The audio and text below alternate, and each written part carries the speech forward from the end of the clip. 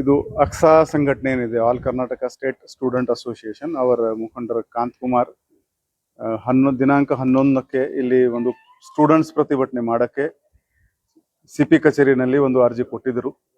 ಆ ಅರ್ಜಿದು ನಾವು ಪರಿಶೀಲನೆ ಮಾಡಿದೀವಿ. ಈ ಸಂಘಟನೆದು ನಾವು ಆಕ್ಟಿವಿಟಿ ಚೆಕ್ ಮಾಡಿದಾಗ ಧಾರವಾಡನಲ್ಲಿ ಇವರು ಒಂದು ಕರೆ ಮಾಡಿದರು. ಅದರಲ್ಲಿ 3-4 ಲಕ್ಷ ಸ್ಟೂಡೆಂಟ್ಸ್ ಸೇರಿದರು.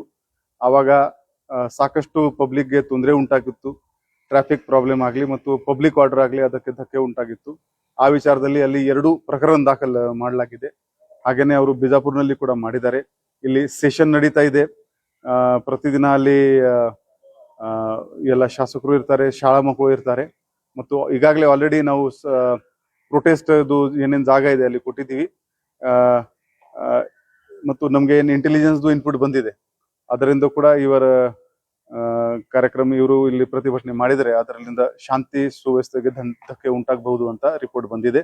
ಅದರ ಆಧಾರದ ಮೇಲೆ ಅವರಿಗೆ ನಾವು ಪರ್ಮಿಷನ್ ನೀಡಿಲ್ಲ.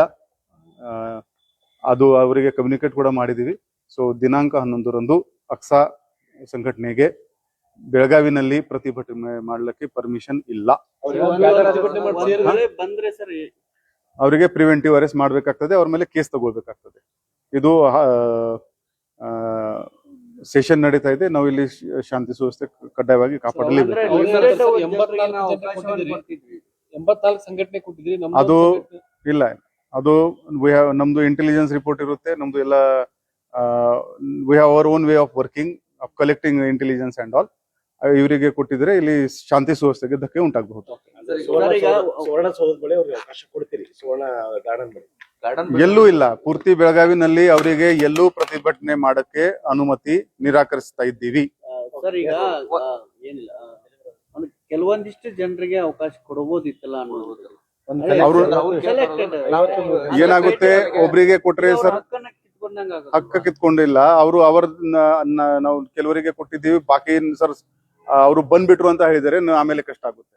ಧಾರವಾಡದಲ್ಲಿ ಶ್ರೀನಗರದಲ್ಲಿ ಕೂಡ ಅವರು ಹೇಳಿಕೆ ರೂಲ್ಸ್ ಅನ್ನ ಫಾಲೋ ಮಾಡಲಿಲ್ಲ ಅನ್ನೋದಕ್ಕೆ ಅಲ್ಲಿ ನಿಷೇಧ ಮಾಡಿದ್ದಾರೆ. ಅದು ಏನ್ ಮಾಡ್ತಾರೆ ಅದು ಅವ್ರ ಮೇಲೆ ಬಿಡ್ತಾ ಇದ್ದೀವಿ ನಾವು.